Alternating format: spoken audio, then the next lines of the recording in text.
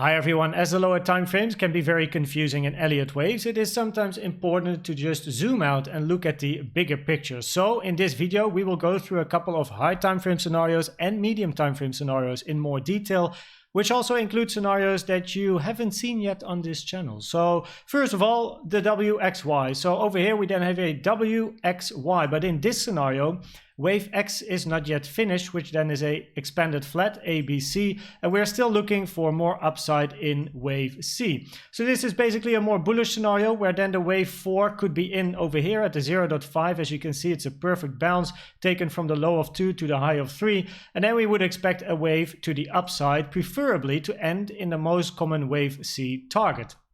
Now the most common wave C target in this scenario is between 27.8 and 34.2k, but as you can see there's some more fibs here on the right as well as on the left. Now the ones on the left over here, the 0.382 and the 0.5, those are taken from the all-time high to the low of W, and a wave X has a basically minimum target of the 382, and the 382 is at a price of 29.6k. So it would be nice that if we move up for a wave 5, wave C, and then a bigger X, to hit at least 29.6k.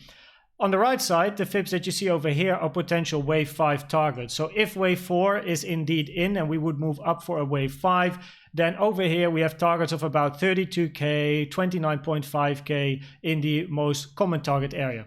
Also, another reason why I like this setup is that we had a big support area over here for the past years, which would then turn resistance for a nice trade to the downside, which could be an amazing short where the positions can grow inside this most common wave C target, stop loss somewhere above, and then trade it to the downside. Another reason I like it is because all over YouTube people are also talking about this already being wave 1 and this maybe being wave 2, and then if we would actually get a wave 5 now, then some people will maybe think this is a 1, 2, 3 and they expect like a big push to the upside, very bullish, but then this could just be wave 5 of C and then X before then a massive move to the downside, therefore baiting a lot of people in buying, but instead they should have been selling. So this is quite an interesting scenario, and the first one I like to show you. The second one I want to show you is a WXYXZ. It's the first time that I show this in a video. So over here we then have a 3-wave W, a 3-wave X, a 3-wave Y, a 3-wave X once again, and then a 3-wave Z. However, there's two reasons that I don't really like this scenario and is definitely not my preferred, and those are the ones you can read in the text box over here. So the first one is that this second wave X did not hit the 382 Fibonacci, and the 382 fib should hit when it's a wave X because it is basically the minimum target of a wave X, but it didn't. As you can see, there's a little bit of a gap between the price and the 382. Also, if we then look at wave Z, you can see a couple of targets for wave Z. Now this is the trend-based fib extension from the high of W to the low of W to then the high of X. And the orange lines are rare targets, but the most common target is between the 1-to-1 and the 1.236. You can see that in this case, wave Z found support on the 0.6 trend-based fib extension, but it is a rare target. And yeah, you know, it is a target, yes, but having a rare target after not hitting the 0.382 with wave X makes me think that this scenario is less likely. However, it is still a good scenario to have on your chart, I suppose. Then the third scenario I like to show you has to do with fib time. So as you can see over here, I have two fib times on my chart, the 0.618 and the 1-to-1. Now these fib times are the W fib time. So what you do is you select over here at the top or wherever it is, trend-based fib time. You click on the all-time high to the low of W to the high of X. Then you select these two over here. And what you've now done is basically put on the chart the time of W compared to then, or actually the time of potentially Y compared to W. So the 1-to-1 over here basically means that this line, white line over here, is the same length in time as the line that I draw right now. So wave W would be the exact same time as wave Y. Now that is actually quite often the case. Wave W and wave Y also have a time relationship of about 1-to-1 quite often. But basically between the 0.618 and the 1.618 theoretically. But then in order to extend wave Y, it would be nice to have some sort of a very long type of structure. So this could then be a 3-wave W, an X, eventually a Y, but then this first move is only part of a bigger A or W. So we have a 3-wave, then maybe another 3-wave, and then a 5-wave or a 3-wave in the Y to eventually get to that, or close to that 1-to-1, which actually is at Friday the 29th of September this year. So that is quite exciting. The last scenario that I like to show you is the one that you may have seen in some of my previous videos, which is again a WXY scenario. As you can also see in this ABC zigzag, it hit the target perfectly of a wave C over here, the white box. That is very nice. But then in this scenario, wave C is already in with a 1, 2, 3, 4, 5 type of structure. It hit the minimum requirement of taking the high of A and also at least being inside the target box of a wave C. But again, it's a very rare target for wave C. Invalidation would be basically taking the high over here of wave C at 25.3K. However, if we move to the downside, there's a couple of scenarios where you see two ABCs. The one is that this is a zigzag ABC, so it's a 5-3-5 type of structure. But I do believe this one would be very, very short in the time, as just explained, between wave W and wave Y. So preferably in this scenario, this would be a 3-wave structure followed by a 3-wave structure and then a 5-wave structure. Basically, a expanded flat in a wave Y. And then again, the reason I like it is that if this would be an expanded flat, then this wave B again has nice confluence with the 30K support resistance area, as well as the fact that people would think this is a 1, 2, 3, and yeah, they buy, but instead it's time to sell and move to the downside. Potential target, once again, 10.8 in this scenario, which also actually has a nice area of support over here that we never tested after the bull run of 2020. So this is the last high time frame scenario. And then on the medium time frame scenario, I have a couple of scenarios that I like to show you. So, or I mean on the medium time frame, I have a couple of scenarios to show you. So first of all, this scenario. So this scenario is one that I thought of when we started to eventually move down, and it was quite puzzling of what is happening over here. I made a video in more detail to try and explain what I was seeing over here. But in general, if this is a wave down to the downside, an impulsive move, it's not going like too quick, let's say. So I'm still in doubt between, is this an impulsive move, or, which is another scenario, is this more of a WXY type of move or an ABC type of move? But besides that, let's stick with this one. So over here we have a 1, 2, 3, then a potential 4, 5.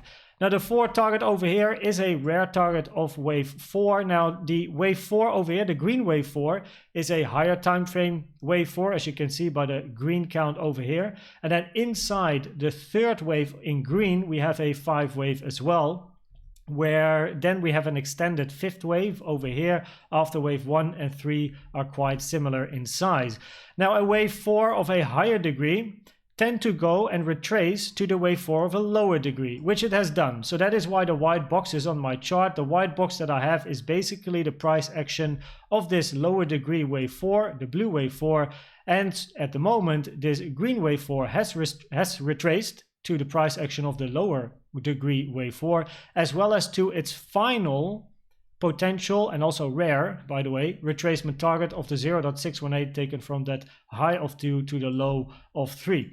So in this scenario, I do believe wave 4 should be in, because if we are going to take this high once again, I think that this is not a wave 4 anymore. This scenario will then be invalidated and we have to look for something else. The potential setup over here is to enter shorts in this area, stop loss above the invalidation, and then moving to the downside for potentially a wave 5. However, we did go up with quite a lot of strength and a little bit of volume, as you can see over here.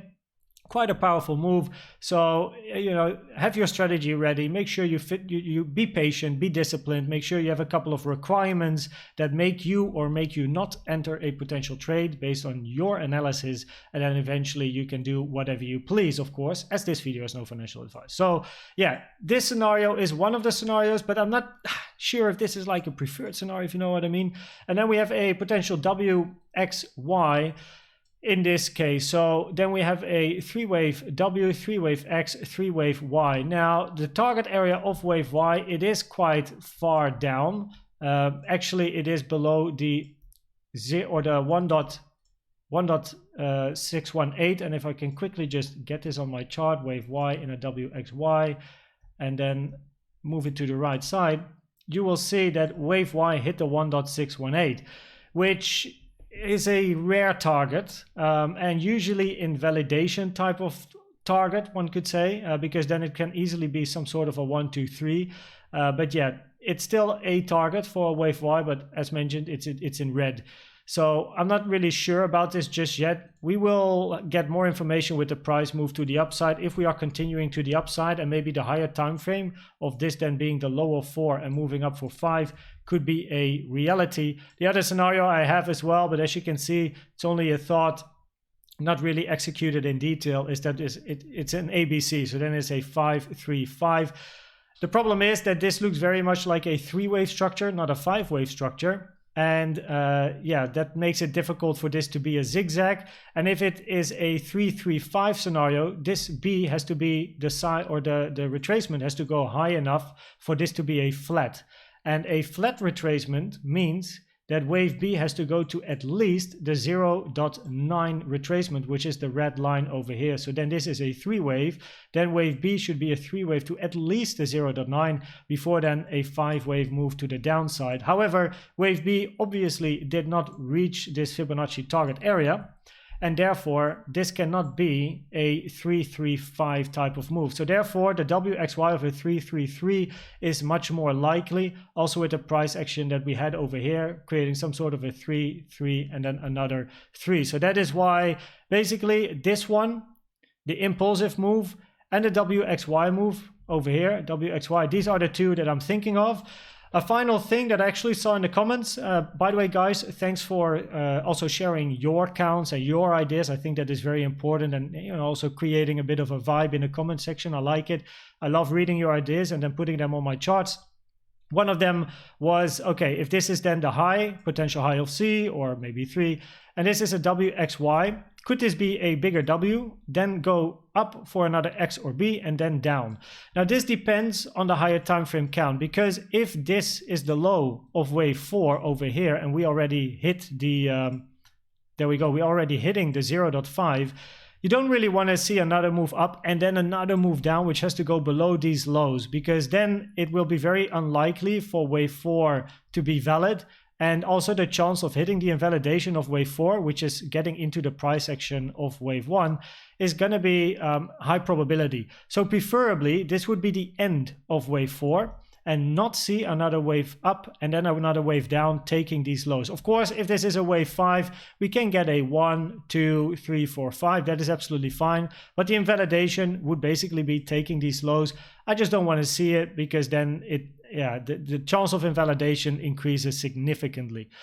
So yeah, this is basically what I wanted to say. Again, guys, it is so important to zoom out, go to the higher time frames and have different scenarios. And of course, based on my knowledge, I love sharing a couple of the scenarios that I'm looking at, including the invalidations and my thinking and thoughts with it.